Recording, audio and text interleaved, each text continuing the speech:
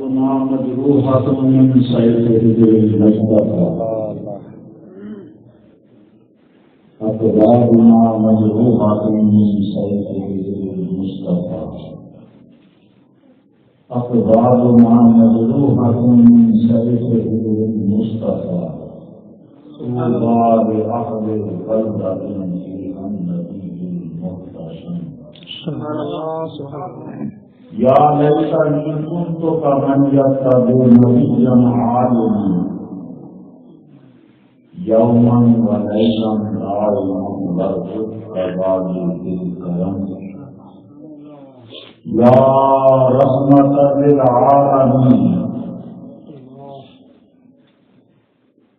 یا رحمت للعالمین انت شفیع المذنبین اکرم لنا یوم الخبیر فضلا وجودا والکرم. یا رحمت للعالمین ادرک لذین العابدین مقبوس الظالمین فی الموت والمستقم. الحمد للہ الذی ابدع الاسماء والحدیث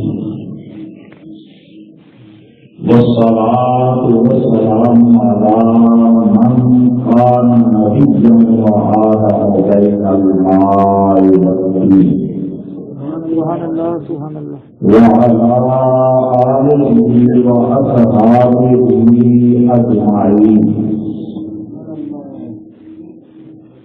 أما بعد فقد قال الله تبارك وتعالى في الكلام المجيد والفرقان الحميد: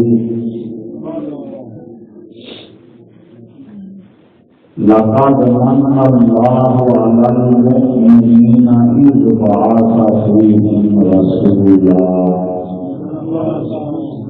صدق الله مولانا العظيم. إن الله وملائكته يصلون على النبي يا أيها الذين آمنوا صلوا عليه وسلموا تسليما. اللهم صل على سيدنا ومولانا ومولانا ومولانا محمد وعلى آله وأصحابه وبارك وسلم. الصلاة والسلام عليك يا سيدي يا رسول الله وعلى آلك وأصحابك يا سيدي يا حبيب الله.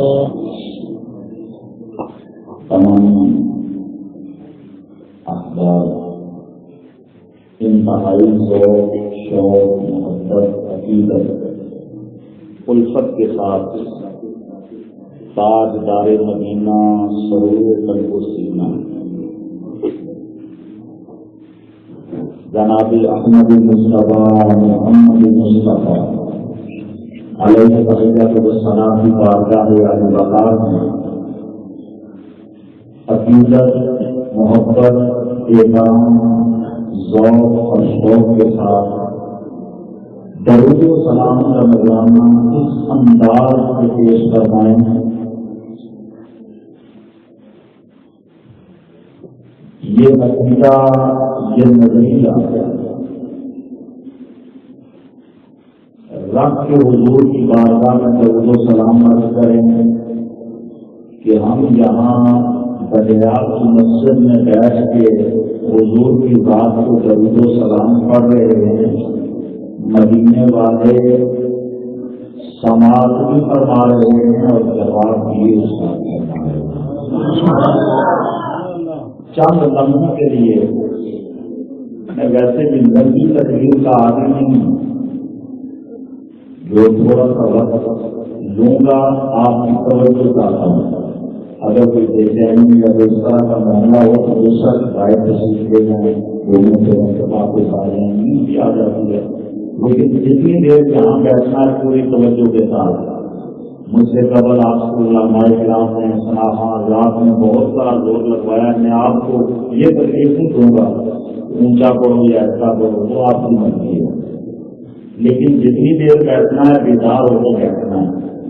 میری بات کو سمجھنے کی کوشش کرنی ہے. یقیناً میں کلاس کا آدمی ہوں, مجھے فن کتابت سے کوئی اتنی آشنائی نہیں. تو کلاس کا آدمی جو ہوتا ہے نا, وہ ہمیشہ اپنے اسٹوڈنٹ کو سمجھانے کی کوشش کرتا ہے اور جو بات ہوتی ہے وہ ذہن میں بٹھانے کی کوشش کرتا ہے. تو آپ نے تھوڑی دیر کے لیے توجہ کرنی ہے. یہ تھوڑا سا وہ دوسرے لفظوں میں یہ بھی آپ کہہ سکتے ہیں کہ خشک سا سلسلہ ہے. ظاہر ہے سبحان اللہ ماشاء اللہ کی فضا ہو, اشعار ہو تو بندہ خوش ہوتا رہتا ہے. لیکن چلیں کوشش کریں گے انداز بیان کرتے شوق نہیں, شاید اتر جائے تو دل میں نہیں. سبحان اللہ. درود شریف پڑھتے ہوئے یہ خیال کریں کہ میرے مصطفیٰ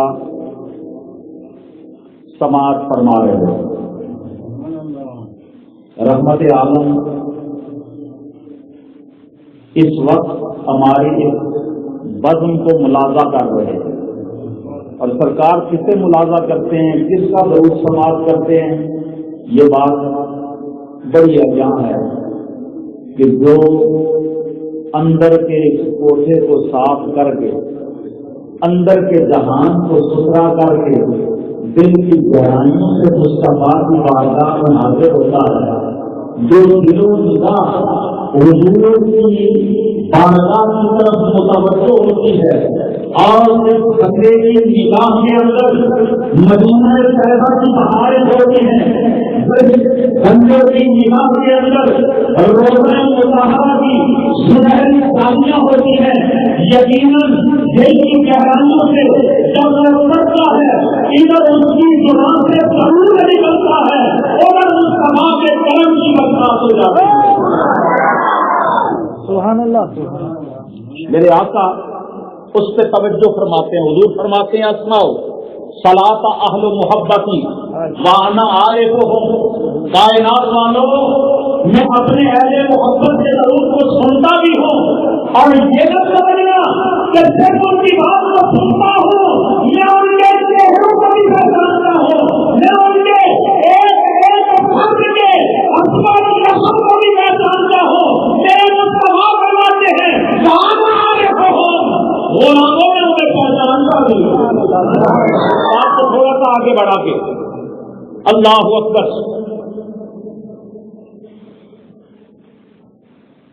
امام شمس الائمہ امام صحابی رحمت اللہ تعالی علیہ القول البدی فی الصلاۃ علی الحبیب الشفیع میں یہ بات نقل کی ہے, اور اس موجودہ دور کے ایک بہت بڑے معتبر نام ہے ایک مولانا محمد زکریا, انہوں نے فضائل درود میں یہ بات لکھی ہے کہ حضور سرور عالم نور مجسم شفیع معظم اور رحمت کائنات جان کائنات صدر ختم کائنات جناب محمد رسول اللہ صلی اللہ تعالی علیہ وسلم کے روضہ اقدس سے روضہ اقدس پہ ایک فرشتہ ہے جو ڈیوٹی پہ ہے. اس کی ڈیوٹی کیا ہے؟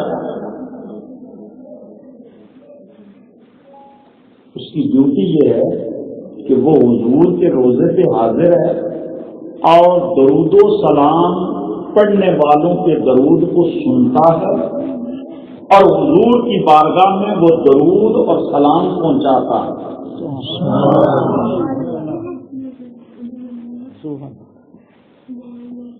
چھوٹی دنیا توجہ نہیں کرتی.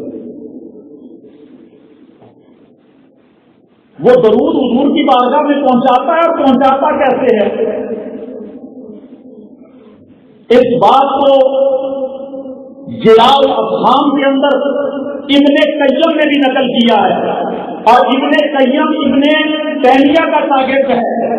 آج کل کے موجودہ وہ لوگ جو اپنے آپ کو کسی امام کا مقلد نہیں کہتے, ان کا بڑا امام ابن قیم جلال خان کے اندر بھی یہ حدیث نقل کرتا ہے.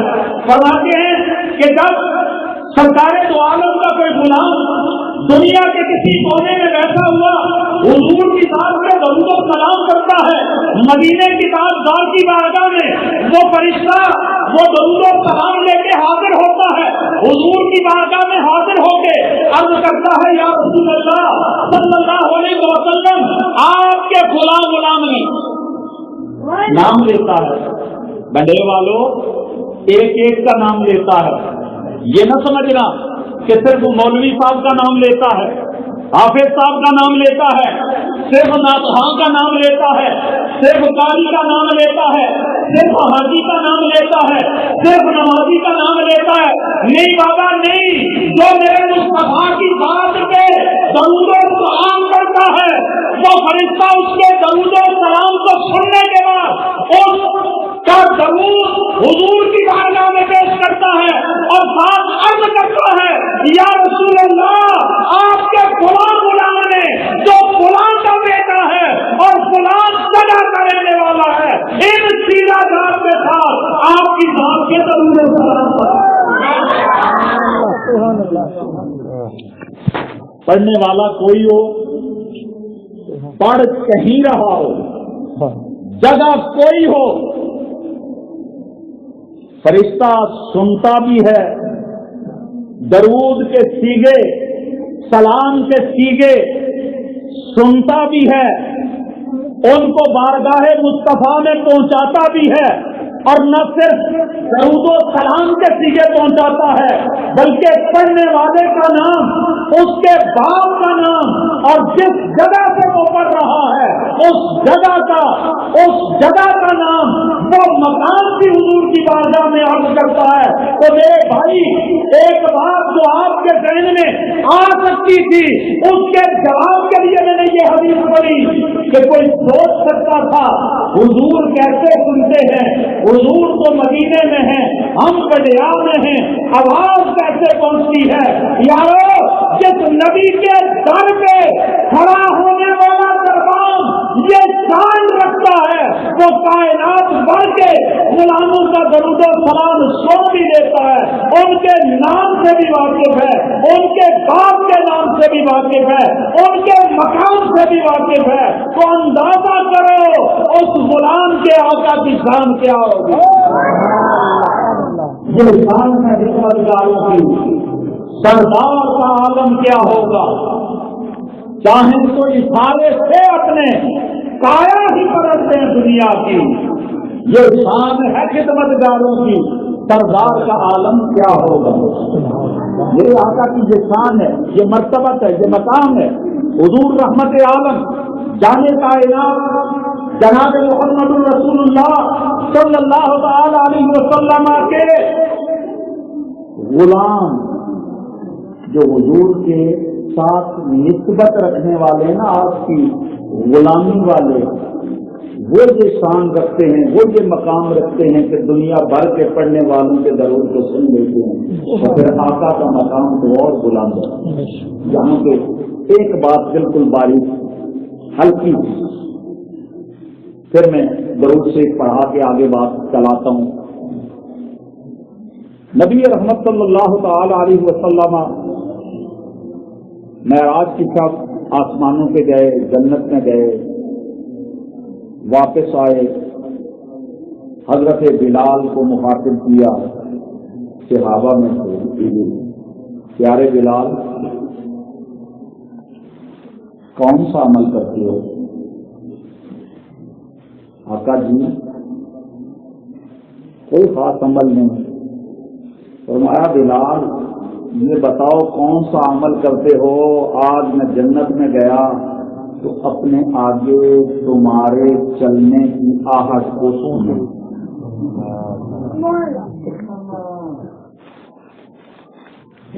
توجہ ہے، تمہارے چلنے کی آہٹ کو سنا. محدثین شارحین حدیث فرماتے ہیں کہ حضور رحمت عالم جنت میں گئے تو حضرت بلال مکے میں چل رہے تھے، حضرت بلال مکے کی گلیوں میں چل رہے تھے، مدینے والے نے جنت میں سن لیا.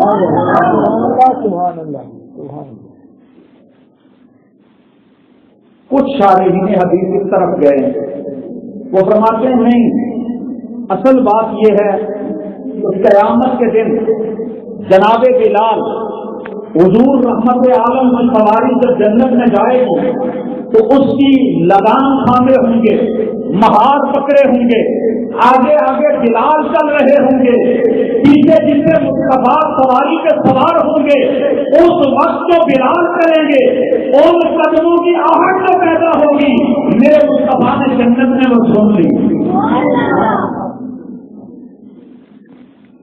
پتہ نہیں ہوں مشکل بنا دی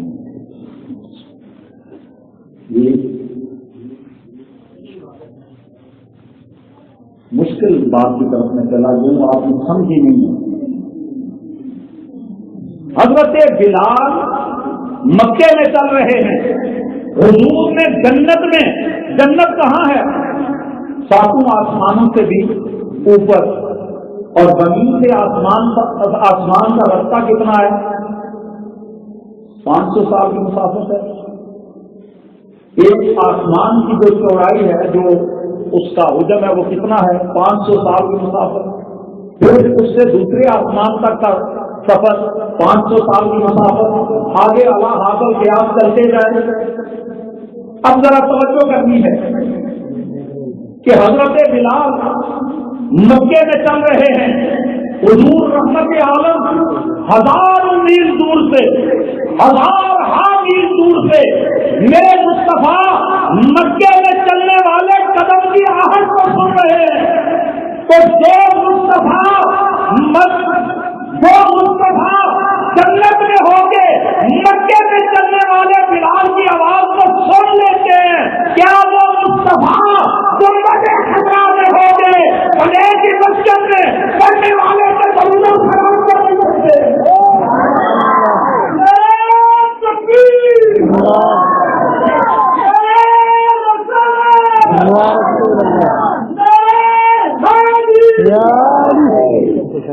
واللہ وہ سن لیں گے، فریاد کو پہنچیں گے۔ اتنا بھی تو ہو کوئی آہا کرے دل سے، تو دل سے پکار کے تو دیکھے، تو دل سے آقا کو پکار کے تو دیکھے۔ جو دل سے پکارے گا میرے مصطفیٰ سنیں گے بھی، میرے مصطفیٰ کرم فرمائیں گے۔ دوسری بات جو شارحین حدیث نے فرمائی وہ یہ ہے کہ حضور رحمت عالم نور مجسم شفیع معظم جان کائنات صدر وسط کائنات جناب محمد رسول اللہ صلی اللہ تعالی علیہ وسلم نے وہ جو ما بعد القیامت، ما بعد الحشر، وہ جو منظر ہے نا، جنتی جنت میں جائیں گے، حضور رحمت عالم سواری سے ہوں گے، بلال نے مہار پکڑی ہوگی، آگے آگے بلال چل رہے ہیں۔ کتنا خوبصورت منظر ہوگا کہ جناب بلال حضور کی سواری کی مہار پکڑ کے جا رہے ہوں گے اور رحمت عالم سواری کے سوار ہوں گے۔ اس منظر کو ذرا پیش نظر رکھتے ہوئے سمجھیے بات کہ اس وقت جو بلال چلیں گے حضور نے وہ آواز سن لی۔ اب یہ تو بہت بات کی بات ہے نا، 15.5 سال تو اب گزر چکی ہیں، ابھی اور پتہ نہیں کتنا عرصہ گزرنا ہے۔ پھر اس کے بعد وہ حشر کا میدان ہونا ہے، اور حشر کا ایک دن جو ہے وہ 50,000 سال کے برابر ہوگا، تو کتنا عرصہ وہ لگے گا۔ پھر اس کے بعد جنتی جنت میں اور باقی فیصلے ہوں گے۔ حضور رحمت عالم جنت میں تشریف لے جائیں گے اور غلام آگے ہوگا، اس وقت وہ چلیں گے۔ حضور اس آہٹ کو اتنا عرصہ پہلے سماعت کر رہے ہیں، تو میں نے یہاں عالم تصور میں یہ بات، جب اس بات کی طرف میں نے دھیان کیا تو میرے ذہن میں یہ بات آئی، قلب کے اندر اس بات نے انگڑائی لی کہ وارے شان مصطفیٰ، وارے کمالات مصطفیٰ، وارے سماعت مصطفیٰ کہ تیری کیا شان ہے۔ انہیں کروڑوں برس بعد جو آواز پیدا ہونی ہے اس آواز کو تو نے پہلے ہی سماعت کر دیا۔ تو پھر اندازہ کریں کہ وہ کروڑ برس کے بعد جو سماعت، جو آواز پیدا ہونے والی ہوتی ہے اس وقت وہ تمام سن لیتی ہے. پھر یہاں بنے کی مسجد سے گنبد خضرا میں نہیں سن سکتے. یہ تو کسی دیوانے کی بات ہے کہ نہیں سن سکتے. جو عقل مند ہیں وہ کہتے ہیں واللہ وہ سن لیں گے پر یہاں کو پہنچیں گے. اتنا بھی تو ہو کوئی آہا کرے دل سے. یار میرے خیال میں اسی کو آگے بڑھاتے ہیں. درود سے ایک مرتبہ پڑھ لیں. ومولانا محمد وعلى آل سيدنا ومولانا محمد وعلى الصلاة والسلام عليك يا سيدي يا رسول الله وعلى آلك وأصحابك يا سيدي يا حبيب الله. الصلاة والسلام عليك يا رحمة للعالمين وعلى آلك وأصحابك يا سيدي يا المسلمين. الصلاة والسلام عليك يا جد الحسن والحسين وعلى آلك وأصحابك يا جد. اسی بات کو تھوڑا سا اور آگے بڑھاتے ہیں پھر سمیٹتے ہیں کیونکہ وقت بھی کافی بیت چکا ہے. آپ نے بہت ٹائم جہاں مسجد میں بیٹھ کے گزارا ہے. صبح کو یہ میرا پیغام ہے کہ اگر رات کو آپ پوری رات کی محفل کرتے رہیں صبح اٹھ کے آپ فجر کی نماز نہ پڑھیں تو آپ کی محفل کا کوئی فائدہ نہیں ہوگا. یہ بات تھوڑی سی توجہ طلب ہے. ناراض نہیں ہونا ہے. میرا ایک اپنا جو ہے وہ صحیح ہے.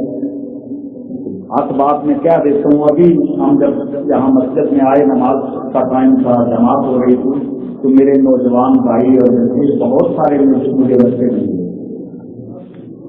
ادھر جماعت ہو رہی تھی ادھر باہر بیٹھے یا کس انتظار میں تھے کہ جماعت ختم ہو جائے ہم مسجد میں جائیں. بلا حضور کا میلاد منانا ہے. حضور سے پیار کرنے والے ہیں آپ تو حضور فرماتے ہیں قرۃ عینی فی الصلاۃ. لوگوں نماز میں میری آنکھوں کی ٹھنڈک ہے. میرے مصطفیٰ کی آنکھوں کی ٹھنڈک نماز. اور ہم نماز کے ٹائم باہر گلیوں میں ہوں. نماز کے ٹائم ہم محفل سے اٹھ کے باہر چلے جائیں. مزہ تو نہ آیا نا محفل منانے کا محفل سجانے کا. رات کو پوری رات محفل ہو ناخوانی بھی ہو علماء کی تقاریر بھی ہوں اور صبح جب فجر کی اذان کے وقت ادھر سے مؤذن پکارے حی علی الصلاۃ حی علی الفلاح تو ہم بستر کے اندر ہوں کہ جناب رات کو لیٹ آئے تھے اب تو نہیں جا سکتے نا. پھر مزہ تو نہیں محفل کا. محفل کا مزہ تب ہے کہ آپ محفل کر کے عشاء کی نماز کی باجماعت پڑھیں فجر کی نماز کی باجماعت پڑھیں اور مدینے والے کی بارگاہ میں عرض کریں یا رسول اللہ. صرف زبانی دعویٰ نہیں ہے کہ آپ کے محب ہیں. کرنی والے عملی طور پہ بھی اس بات کا ثبوت پیش کر رہے ہیں کہ آپ کی آنکھوں کی ٹھنڈک کا اہتمام کر رہے ہیں.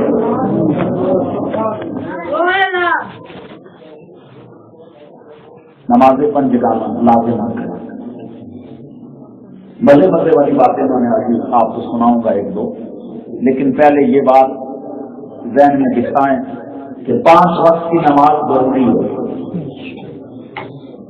محفل میلاد بہت برکتوں والی عظمتوں والی محفل ہے.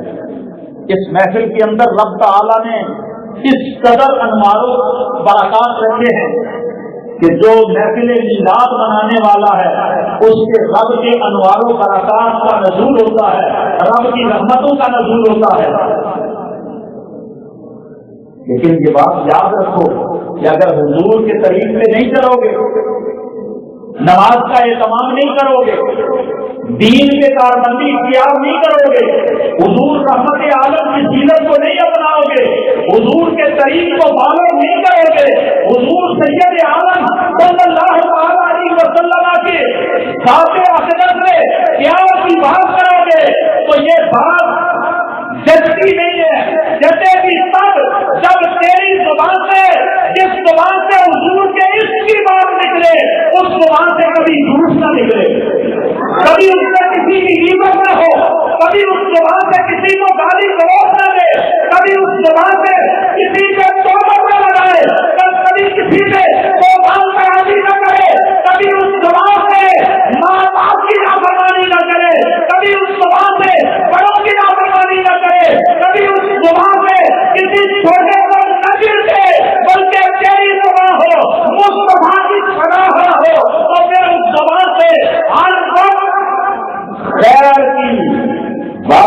نکلنی چاہیے، پیار کی باتیں نکلنی چاہیے، محبت رسول کی باتیں نکلنی چاہیے، محبت دین کی باتیں نکلنی چاہیے، رب جلال کی محبت کی باتیں آنی چاہیے تیری زبان سے، پھر تیری زبان قرآن کے الفاظ سے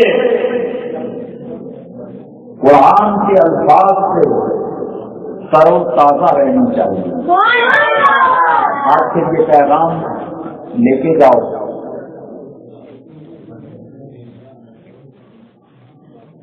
کہ ہم نے حضور کی سیرت کو اپنانا ہے۔ میلاد منانے کا سب سے بڑا فائدہ، سب سے بڑی بات، یوں ہر سال ہم میلاد منائیں نماز نہ پڑھیں، لوگ یہ نہیں کہتے کہ فلاں بندہ میلاد تو بڑا بڑھ چڑھ کے مناتا ہے پر نماز نہیں پڑھتا، کہتے ہیں یا نہیں کہتے؟ ایمان سے بتائیں نا، اگر جھوٹ بندہ بول دے کہتے ہیں یار یہ میلاد تو بڑا مناتا ہے لیکن جھوٹ بولتا ہے، کوئی ناخواں رات، کوئی قاری، کوئی عالم جھوٹ بولے تو لوگ کیا کہتے ہیں؟ لیکن کتنا دیندار ہے، جھوٹ بول رہا ہے اور حضور کی محبت کا دعویٰ کرتا ہے۔ یعنی حضور کے محب کو لوگ بھی سچا سچا خوبصورت ہر انداز میں اس کو ہر زاویے کے ساتھ اس کو ایسا فرق دیکھنا چاہتے ہیں کہ حضور کی محبت والا کسی بھی زاویے سے کسی کمی کوتاہی اور کمی کا شکار نہ ہو، اس کی ذات کے اندر کوئی عیب نہ ہو، کوئی نقص نہ ہو، کیوں کہ وہ بے عیب نبی کا میلاد منانے والا ہے، کیونکہ وہ اس نبی کا میلاد منانے والا ہے جس نبی کے اندر رب نے کوئی عیب رکھا ہی نہیں ہے۔ وہ تو نہیں ہو رہے تو یہ باتیں کڑوی تو ہیں نا، کڑوی کیوں ہیں؟ کہ یاد رکھیں ملیریا، ابھی تو بہت سارے اور جو ہے وہ ڈاکٹر آ گئے ہیں اور بہت ساری دوائیاں آ گئی ہیں اور بہت سارے چیک اپ کے نسخے آ گئے ہیں یا تشخیص کے انداز آ گئے ہیں، لیکن پہلا دور تھا نا جب ہم چھوٹے تھے، ہم چھوٹے ہوتے تھے تو بخار ہو جاتا تھا، ہم کہتے تھے وہ اس کو ملیریا ہو گیا، اور ملیریا والے کو وہ کڑوی گولیاں دیتے تھے۔ ہمارے اوپر ایک ڈاکٹر صاحب ہوتے تھے، ڈاکٹر آشف صاحب نارا میں، ان کے پاس سب کو لے جاتے تھے کہ جیسے ملیریا ہو گیا جی ڈاکٹر صاحب کے پاس چلے، وہ کڑوی سے گولیاں دیتے تھے، تو کہتے تھے ان کے بغیر کوئی چارہ کار نہیں، یہ کھاؤ گے تو آرام آئے گا، غالباً ان کو فنین کہتے تھے، وہ گولیاں کھا کے آرام آتا تھا۔ یہ کڑوی باتیں بھی میٹھے میلاد کے اندر کڑوی باتیں سنیں گے انشاءاللہ افاقہ ہوگا، فائدہ بھی ملے گا اور آپ کی سیرت بھی بنے گی۔ محمد کریم علیہ السلام کی محبت میں آپ جس طرح دعویٰ کر رہے ہیں نا، اس طرح آپ حضور کی محبت میں خام بھی ہو جائیں گے، پختہ بھی ہو جائیں گے، اور آپ کی پختگی سے کئی اور لوگوں کے نظریات بدل جائیں گے۔ حضور کی محبت والے ایسے ہوتے ہیں، ان کا انداز، ان کا بیٹھنا، ان کا اٹھنا، ان کا چلنا، ان کا پھرنا، ان کا سونا، ان کا جاگنا، یہ حضور کے رنگ میں رنگا ہوا ہے، یہ محمدی رنگ والے ہیں، لہٰذا ان کے ساتھ ہو جاؤ۔ یقیناً جو اس رنگ والے ہوتے ہیں وہ نہ اس دنیا میں ناکام ہوتے ہیں، نہ برزخ میں ناکام ہوتے ہیں، نہ حشر میں ناکام ہوں گے۔ آئیے آگے چلتے ہیں۔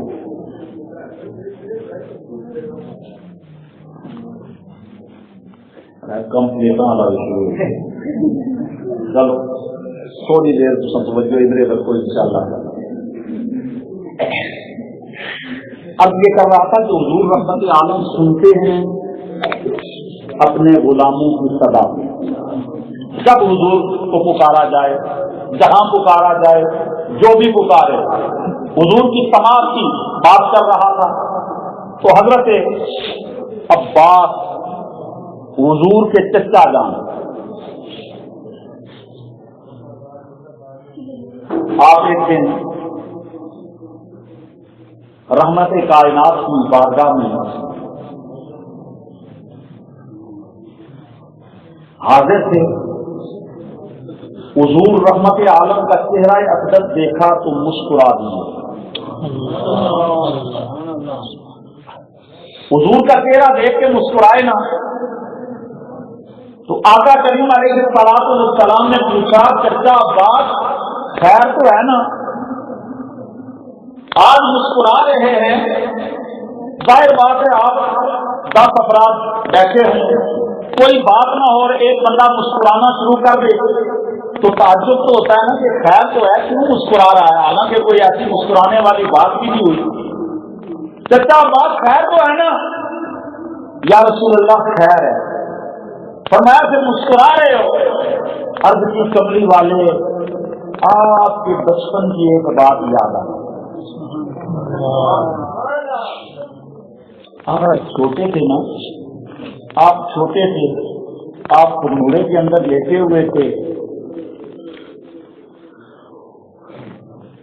کملی والے آپ رونے کا ارادہ کرتے تو پنگوڑے کے اندر لیٹے ہوئے تو چاند آپ کو بہلانے کے لیے حرکت کرتا, پھر آپ اپنی انگلی سے جدھر اشارہ کرتے وہ چاند ادھر کو موڑ جاتا. یا رسول اللہ یہ تعجب والی بات ہے کہ چاند, آسمان کا چاند, اور آپ زمین پہ ادھر آپ کی انگلی کی حرکت, ادھر چاند متحرک ہو جاتا ہے, حرکت کرتا ہے.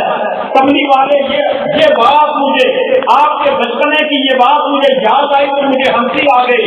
میرے آقا نے فرمایا چچا عباس میں کس سے بھی پہلے کی بات نہ بتاؤں, اس سے بھی پہلے کی بات. یہ تو تعجب والی بات ہے کہ آسمان کا چاند حضور سے باتیں کرتا ہے, حضور کو بہلاتا ہے, حضور کے ساتھ کھیلتا ہے. حضور گہوارے کے اندر ہیں, محل کے اندر ہیں, حضور کی انگلی حرکت کرتی ہے اور چاند حضور کی انگلی پہ رکھ کر کے حضور کے ساتھ مخاطب ہو رہا ہے. گویا کہ چاند بھی اپنے آپ پہ فخر کر رہا ہوگا کہ مجھے تاجدار انبیاء کی خدمت کرنے کا رب نے موقع عطا کیا ہے. چچا یہ تعجب کی بات ہے. فرمایا ہاں اے پیارے آقا یا رسول اللہ یہ بڑی تعجب کی بات ہے. فرمایا اس سے بھی زیادہ تعجب کی بات نہ بتاؤں. میرے آقا نے یہ ارشاد فرمایا, جناب عباس عرض کرنے لگے یا رسول اللہ ضرور ارشاد فرمائیں. تو آقا نے ارشاد فرمایا اے چچا عباس جب میں اپنی ماں کے شکن اطہر میں تھا, رحم مقدس میں تھا, تو لوہے محفوظ پہ چلنے والے قلم کی آواز کو میں اپنے کانوں سے سماعت کرتا ہوں. سبحان اللہ سبحان اللہ. یہاں ایک بات کرنے کی پھر آپ بتائیں. حضرت سیدہ طیبہ طاہرہ آمنہ سلام اللہ علیہا حضور کی والدہ محترمہ, حضور کی اماں جان, حضور رحمت عالم کی والدہ محترمہ. آج کچھ لوگ یہ بھی درس دیتے ہیں کہ معاذ اللہ حضور کے والدین استغفر اللہ العظیم وہ اسلام کے نہیں تھے, معاذ اللہ وہ, اور بہت ساری باتیں کہتے ہیں. میرا دین چاہتا کہ ان کو دوہراؤں, میری زبان بھی بات کی اجازت نہیں دیتی. یاد رکھیے رحمت عالم کے والدین صاحب ایمان بھی ہیں, جنتی بھی ہیں. ایک لمحے کے لیے آپ سے یہ بات پوچھنا چاہتا ہوں. حضرت انس رضی اللہ تعالیٰ عنہ کے گھر میں حضور نے دعوت کھائی.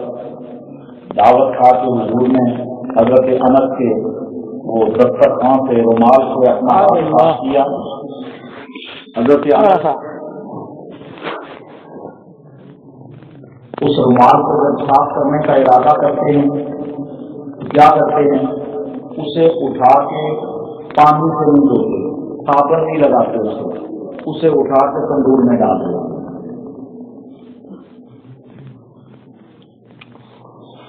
اسے تندور میں ڈال دو، نکالتے ہیں تو میل کچیل جل جاتی ہے، وہ رومال اجلا ہو جاتا ہے، ستھرا ہو جاتا ہے۔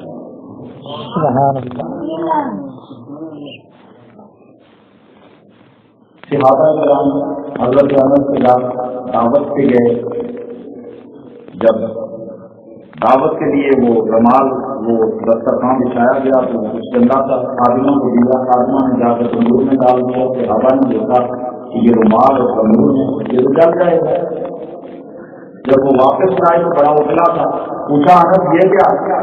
کہا ایک دن رحمت عالم ہمارے گھر پہ پوچھ لائے تھے، سرکار نے اپنے دستے مبارک رومال کو صاف کیے تھے، ہمارا یقین یہ کہتا ہے جس رومال کو حضور کے ہاتھ لگ گئے ہیں اسے آگ نہیں جلا۔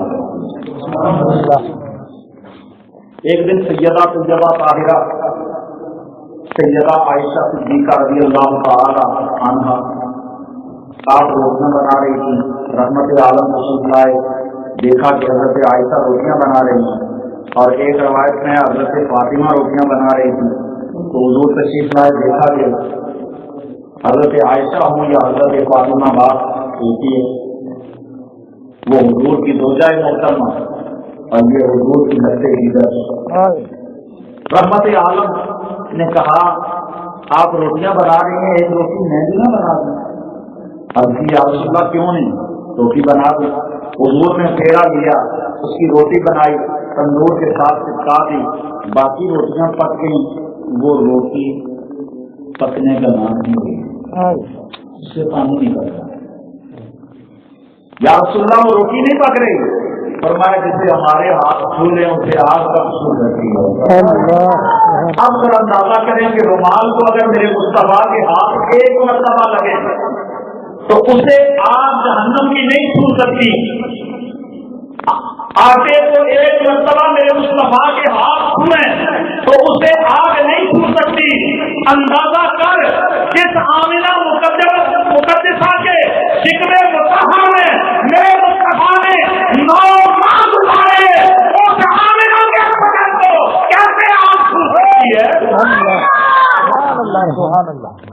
یہاں تو حال یہ ہے کہ جو میرے مصطفیٰ کا نام لیوا ہے، صرف نام کی برکت یہ ہے کہ اللہ اسے آتش دوزخ سے محفوظ کر دیتا ہے۔ تو جو حضور کی ذات کو اپنے اندر، اپنے جسم کے اندر چھپائے رکھے، جو حضور سید عالم صلی اللہ تعالی علیہ وسلم کے وجود کو اپنے وجود کے ساتھ چمٹائے رکھے، ارے اس آمنہ مقدسہ کو آپ کیا کہہ سکتی ہے؟ تعظیم جس نے کی ہے محمد کے نام کی، اللہ نے اس سے آتش دوزخ حرام کی۔ جس نے نام کی تعظیم کی ہے اس سے دوزخ کی آگ حرام ہے۔ پھر اندازہ کرو سیدہ آمنہ مقدسہ کتنی بلند شان والی ہیں کہ انہوں نے میرے مصطفیٰ کریم علیہ السلام کو اپنے شکم میں اللہ اکبر، بات دور نکل جائے گی۔ عرض میں کر رہا تھا کہ حضرت عباس نے یہ کام تو کہا یا رسول اے چچا عباس، میں تو شریف قلم شریف اقلام جو لوح محفوظ سے لکھنے والے قلم ہے نا، جب میں ماں کے شکم اطہر کے اندر تھا تو میں اس وقت بھی ان کی سرسراہٹ کو، ان کی آواز کو سنتا تھا، اور نہ صرف سنتا تھا بلکہ یہ بھی جانتا تھا کہ وہ قلم لکھ کیا رہے ہیں۔ جو مصطفیٰ لوح محفوظ سے چلنے والے قلموں کی آواز کو سنے، وہ تیری اور میری صدا کو نہیں سنے گا، وہ تیری اور میری آواز کو نہیں سنے گا۔ اللہ اکبر۔ آئیے تھوڑا سا آگے، بغداد شریف کے اندر ایک بہت بڑے بزرگ ہیں حضرت ابو بکر مجاہد، وقت کے بہت بڑے عالم ہیں، درس و تدریس مشغلہ ہے، اور ان کے دور کے اندر ایک بزرگ ہیں جن کو ابو بکر شبلی کہا جاتا ہے. یہ جب تھوڑا سا حضور غوث پاک کا شجرہ طریقت پڑھنا شروع کرو نا تو یہ شبلی آپ کے مشائخ کی لسٹ میں آتے ہیں. یہ شیخ شبلی جو ہے حضرت ابو بکر شبلی، یہ اتنے بلند پائے کے بزرگ مجذوب فقیر ہے.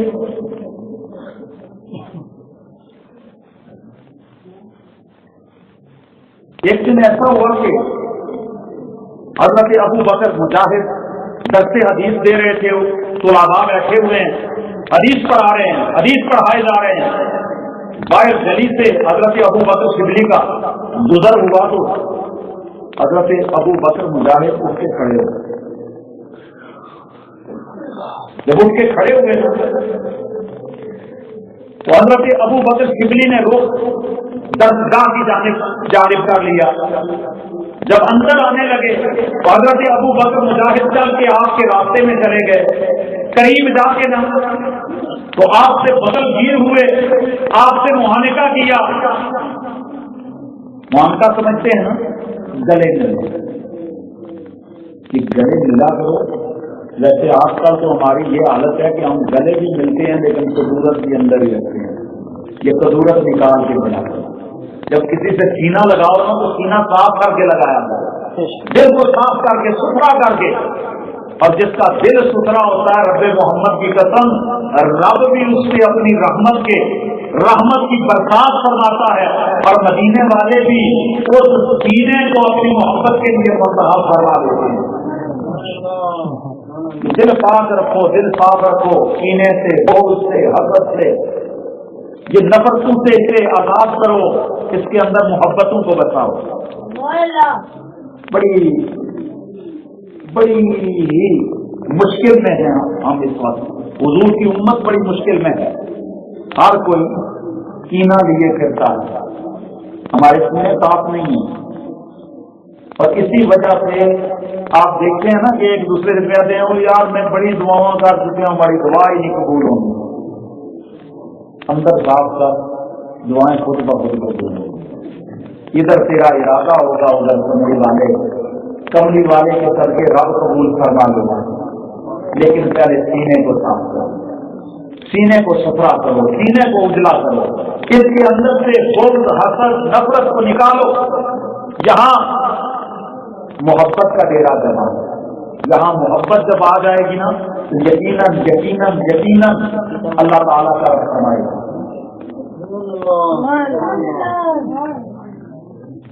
حضرت ابو بکر مجاہد نے سینے سے لگایا، چہکانی سے بوسہ دیا، ہاتھ پکڑا، اپنی مسند پہ لا کے بٹھا دیا. مسند سمجھتے ہیں نا، اپنی جو جگہ تھی بیٹھنے کی. جو مدارس کے اندر جو لوگ جاتے ہیں ان کو پتا ہے کہ استاد جی کے بیٹھنے کے لیے ایک خاص قسم کی مسند بچھائی جاتی ہے. وہاں خاص قسم کا اہتمام کیا جاتا ہے، اور وہاں پہ استاد جی بیٹھتے ہیں اور باقی حضرات ہیں ان کے سامنے بیٹھ کے پڑھتے ہیں. اس مسند پہ جا کے نا ابو بکر شبلی کو بٹھا دیا. کچھ دیر باتیں ہوئی، ایک دوسرے سے باتیں کرتے رہے. پھر ابو بکر شبلی اٹھے اور ابو بکر مجاہد انہیں چھوڑنے کے لیے دروازے پر گئے. جب کوئی مہمان گھر میں آئے تو چہرہ کھلا ہونا ہے، چہرے پہ شکن نہیں آنی چاہیے. کیوں کہ وہ آنے والا مہمان اپنا رزق لے ہی آتا ہے. ابھی مہمان گھر سے چلتا ہے نا، میں فلاں کے گھر جا رہا ہوں، رب تبارک و تعالیٰ اس کے پہنچنے سے پہلے اس کے رزق کو وہاں پہنچا دیتا ہے. پریشان نہ ہوا کریں. اور وہ مہمان جو آپ کے گھر میں آیا ہے نا، وہ اپنے حصے کا رزق لے کے آیا ہے. جب واپس لوٹے گا وہ تنہا لوٹ کے جائے گا. جو برکت ساتھ لے کے آیا تھا وہ آپ کے گھر میں چھوڑ کے جائے گا.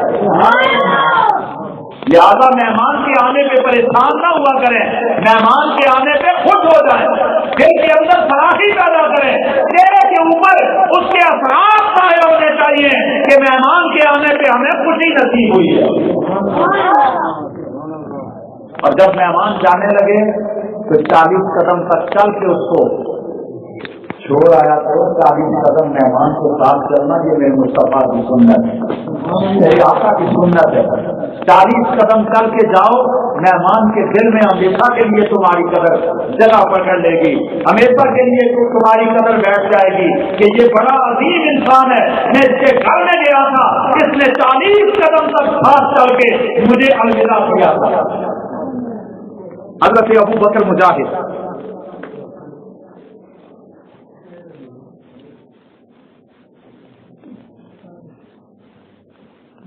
ساتھ کر کے گئے، رخصت کی ہے، اور رخصت کر کے نا جب واپس کر کے کلاس میں پہنچے تو یہ جو طلباء ہوتے ہیں یہ بڑے نکار ہوتے ہیں، تنقید طلباء کی گھٹی میں بچی ہے، اور ویسے یہ تنقید جو کرنے والے ہوتے ہیں نا ان کی تنقید برائے تنقید نہیں ہوتی، ان کی تنقید برائے تعمیر ہوتی ہے۔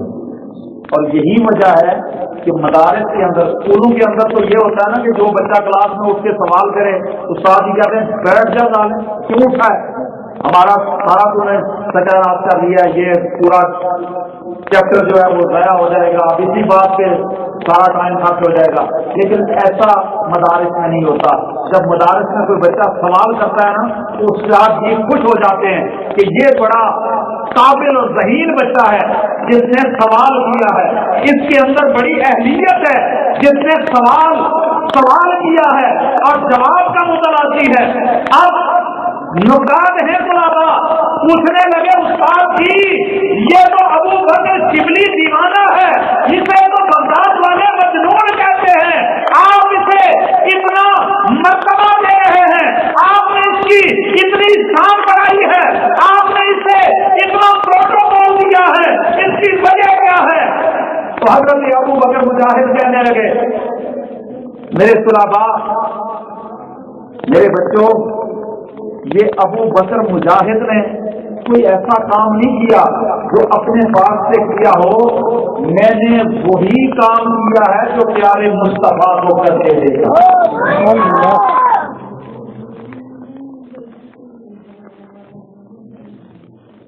جو حضور کو میں نے کام کرتے ہوئے دیکھا ہے نا وہی کام میں نے کیا۔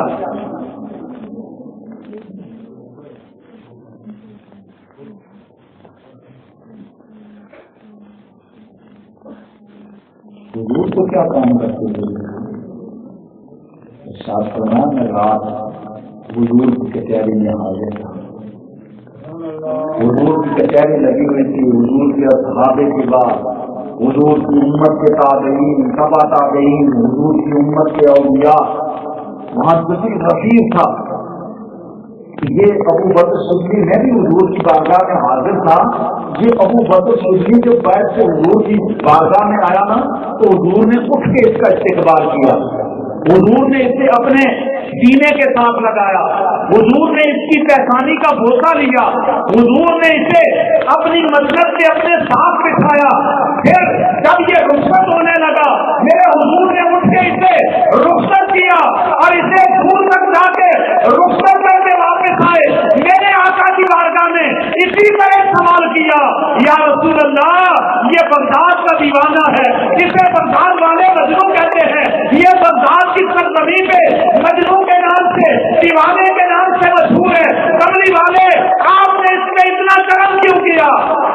میرے آقا نے ارشاد فرمایا، اے ابو بکر مجاہد تو درست کہتا ہے، لیکن سن یہ ابو بکر مجاہد ہر روز جب عشاء کی نماز پڑھ لیتا ہے، عشاء کی نماز پڑھ لیتا ہے، پھر اپنے بستر پہ جاتا ہے، سونے لگتا ہے، سورہ حشر کی آخری 2 آیات تلاوت کرتا ہے، وہ 2 آیات پڑھنے کے بعد پھر یہ میری ذات پہ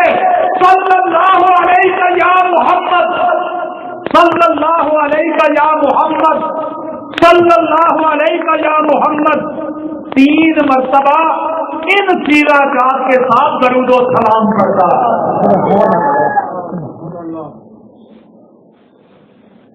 3 مرتبہ ان سیرہ جات کے ساتھ درود و سلام پڑھتا ہے.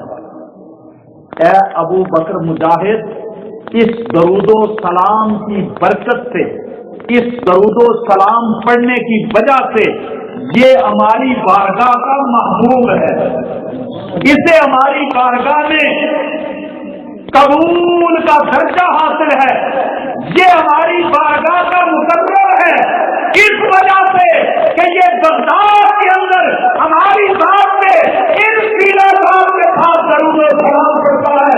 اندازہ کرو اگر بغداد کے اندر درود و سلام پڑھنے والے کے ضرور میرے مصطفیٰ سنتے بھی ہیں، اسے پہچانتے بھی ہیں، اور جب وہ بارگاہ میں حاضر ہو تو میرے مصطفیٰ سینے سے لگا کے اس کی پہچانی کو توڑ کے یہ بات عطا فرماتے ہیں. تو کائنات کے کسی کونے میں درود و سلام کرنے والا میرے مصطفیٰ کی نگاہ عنایت سے محروم نہیں رہے گا.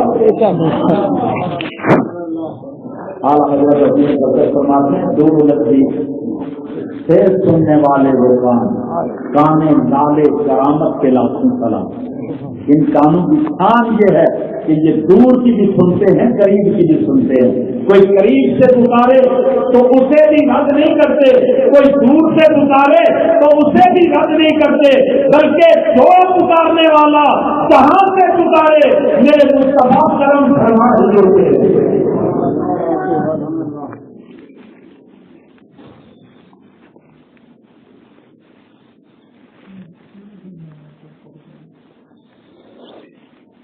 حضرت امام شرف الدین بوسلے آخری بات کی بات ختم ہے. یہ امام شرف الدین بوسلے کون ہے؟ جن کا آپ قصیدہ بردا شروع کرتے ہیں.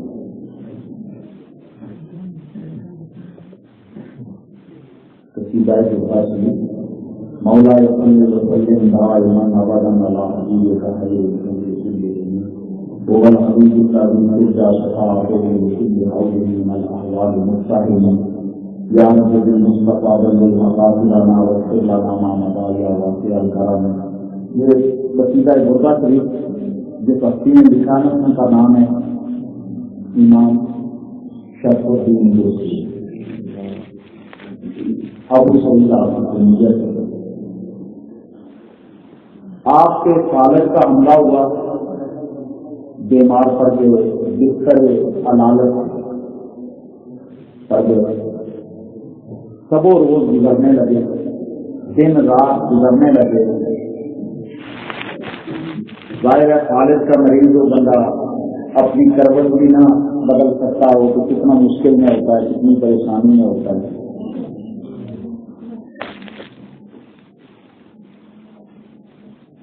اسی عالم میں سب روز گزر رہے ہیں. آخر دل میں خیال آیا کہ کیوں نہ حضور کی ذات سے درود و سلام لکھوں، حضور کی نعت لکھوں، حضور کی بارگاہ میں التجا کروں. یہ پورا قصیدہ لکھا. سبحان اللہ. قصیدہ لکھنے کے بعد رات کو سو گئے، خود سوئے، قسمت بیدار ہو گئی، قسمت جاگ گئی، مقدر جاگ گئے، وقت جاگ گئے. کاش آج اس شب میں ہمارے مقدر بھی جاگ جائیں اور مدینے والے کرم فرما دیں. سنا ہے آپ ہر آصف کے گھر تشریف لے لاتے ہیں، میرے گھر میں بھی ہو جائے چراغ میں. کملی والے ادھر بھی نگاہ لطف ہو جائے، نگاہ کرم ہو جائے. اللہ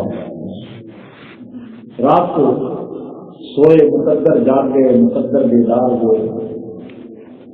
حضور رحمت عالم کی زیارت کی.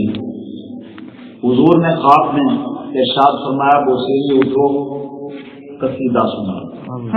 یا رسول اللہ، قصیدے کی خبر تو میں نے کسی کو دی نہیں ابھی. ابھی تو میں نے لکھا تھا، لکھا کس کی بارگاہ میں، تیرا قلم چل رہا ہے ادھر مدینے والے کی نگاہ سے دیکھ، حضور کی بارگاہ سے کوئی بات پوشیدہ تو نہیں ہے۔ اللہ اکبر۔ حضور نے فرمایا بصیری اٹھ سنا، یا رسول اللہ اٹھنے کی ہمت کہاں ہے جو اٹھ کے سناؤں، میرے تو جسم کے اندر طاقت ہی نہیں ہے، ہمت ہی نہیں ہے، یا رسول اللہ اٹھ نہیں سکتا۔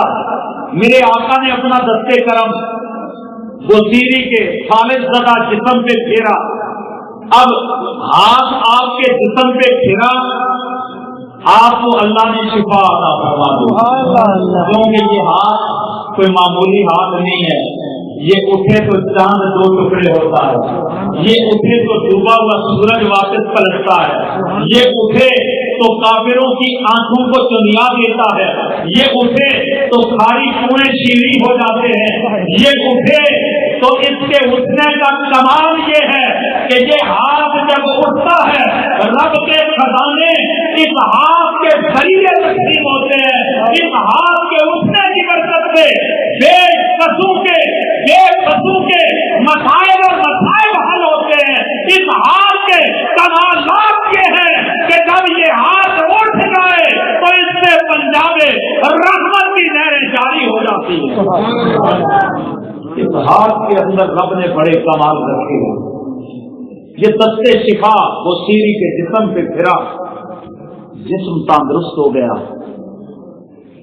فرمایا بصیری اب قصیدہ پڑھ۔ قصیدہ حضور کی بارگاہ میں عرض کیا۔ قصیدہ عرض کرنے کے بعد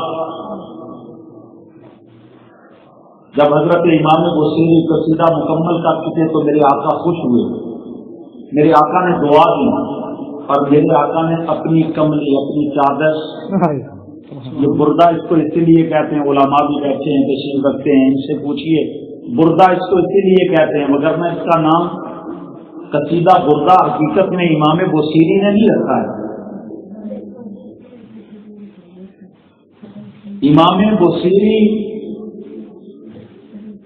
نے جو قصیدہ لکھا ہے، سنایا ہے، اس کا نام انہوں نے بردہ نہیں رکھا۔ جو بردہ اس کا نام اس لیے پڑا کہ حضور نے خوش ہو کے قصیدہ پڑھنے والے کو اپنی چادر عطا فرمائی، حضور نے اپنی چادر عطا فرمائی۔ حضرت بصیری اس چادر کو سرہانے رکھ کے سو گئے، خواب کا عالم تھا، وہیں سرہانے رکھی سو گئے۔ صبح کو کہتے ہیں جب میں بیدار ہوا نا تو میرے جسم کے اندر وہ نقاہت، وہ سستی، وہ لاغری نہیں تھی، میرا جسم چست تھا، میں نے حرکت کرنا چاہی، میرے جسم کے اندر حرکت بحال ہو چکی تھی۔ میں اٹھ کے بیٹھا، مہان مجھے خیال آیا کہ رات کو مدینے والے آقا دو عالم آمنہ کے لال در یتیم جناب محمد رسول اللہ صلی اللہ علیہ وسلم تشریف لائے تھے، آپ نے کرم فرمایا تھا، چادر بھی عطا کی تھی، کیوں نہ میں اس چادر کی طرف متوجہ ہوں تو میں دیکھتا کیا ہوں کہ وہ چادر بھی میرے سرہانے موجود ہے۔ سبحان اللہ۔ پہلوں کی باتیں تو بہت پہلے نا، یہ امام بصیری کا دور بہت قریب ہے۔ جس دور میں بھی جس نے بھی پکارا میرے آقا سنتے بھی ہیں، کرم فرماتے ہیں۔ آج میں اور آپ بھی اگر بیک زبان دل کی گہرائیوں سے ایک مرتبہ یہ حضور کی بارگاہ میں استغاثہ کر لیں کہ یا رسول اللہ، سنا ہے آپ ہر عاشق کے گھر تشریف لاتے ہیں، میرے گھر میں بھی ہو جائے کرام یا رسول اللہ۔ اور دعا ہے مالک کائنات اس مسجد کے اندر خوبصورت محفل میلاد سجانے والے مسجد کا انتظام